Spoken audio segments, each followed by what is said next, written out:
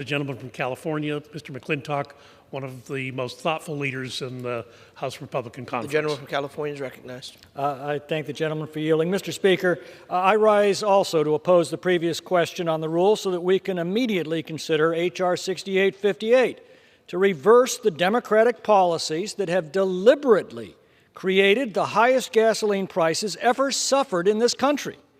You know, I remember the 1970s when America was dependent on foreign oil. OPEC cut back production, and the government tried to hide the price hikes by fiat, just as the Democrats now propose. The result was mile-long lines at gas stations, odd and even rationing days, and an economic recession. Under the Republican policies of Donald Trump, America achieved something that seemed impossible in those days: American energy independence. Under Republican policies, we were producing more oil than Saudi Arabia. We were producing more oil than Russia. The average price of gas was a little over $2 a gallon. Now, this time, OPEC didn't cut back on foreign production. The Democrats cut back on American production.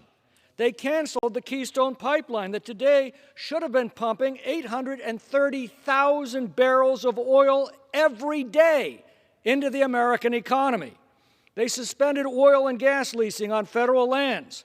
Just last week, they withdrew drilling leases covering 1 million acres in oil-rich Alaska and the Gulf of Mexico. Now, the left has said for years they wanted to raise gas prices to get people out of their cars and to end American fossil fuel production. Well, good job, Democrats. Mission accomplished. The price of a gallon of gas hit an all-time record this morning of $4.52 a gallon. And in the People's Republic of California, it's now $6.02 a gallon, something to look forward to. Welcome to the world of scarcity, the world of democratic socialism.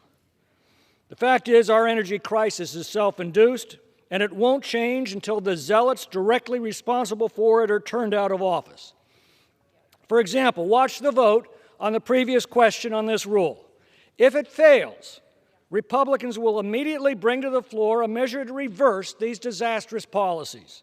H.R. 6858 will greenlight the Keystone Pipeline. It will fast-track leasing and permits to restore American production and independence. It will fast-track LNG facilities stalled under this administration. In short, it will restore the Republican policies that produced the affordable and plentiful gasoline that we took for granted just a few short years ago. But the sad fact is we don't have the votes to bring this measure to the floor, although we'll try. And that is up to the American people to change.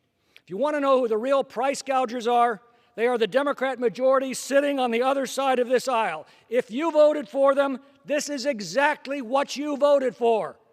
And if you're surprised by that, you weren't paying much attention. The good news is you can correct that mistake this November. I yield back.